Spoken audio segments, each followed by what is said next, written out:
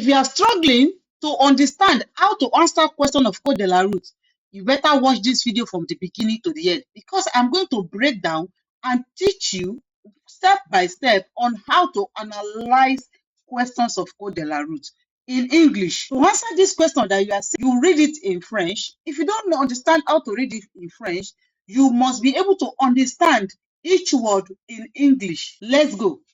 Le balise annonce un virage A, une intersection B, un passage à niveau C, un obstacle D. Let's go back to the beginning of the question, because we must be able to understand what is the meaning of balise. You must understand what is the meaning of announce. That will give you the grace to be able to understand what the question is said. Le balise, it means what? It means a balise also in English, but what does it really mean?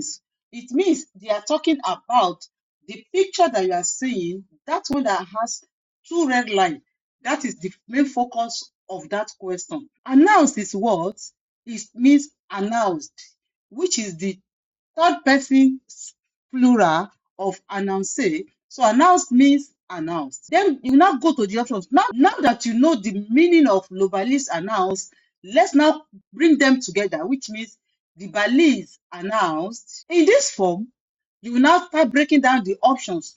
The number one said, a virage. What is the virage? Virage means what?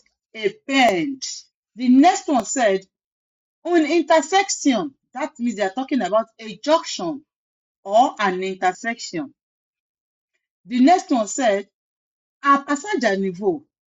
A passage à niveau is what? It means you are getting closer to a railway lane where there is a junction, an intersection, where the road and the railway lane meet each other. Then the last one, an obstacle. What is an obstacle? It's an obstacle.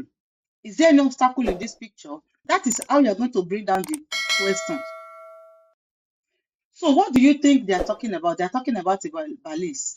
This balise that we are looking at, what does it mean? What does it represent? It does not represent a virage, because if you check, you see that the road is what? The road is very straight. Definitely, it doesn't represent a virage.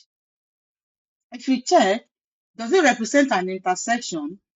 Don't forget my definition from intersection that I said. It is what? It is a place, it is a road where the normal road and a railway line meet. So definitely, it also represents an intersection. Then, a passage à niveau. What is passage à niveau? I said it's a railway line. And from what I explained, you already know that C is also part of the answer. An obstacle. Railway line is not an obstacle. It's just a road for train to pass. Definitely, from that analysis, you will see that the answer to this question is B and C. So if you know that you are really struggling and you don't have time to be breaking all these questions down one by one, you can join me on my private class where I teach people of like mind that is also struggling to understand code de la route like this, where I teach you in depth. Send me a message that you are interested if you are interested, or drop in the comment section that you are interested in the private class. Then I will definitely get back to you. See you in my next video.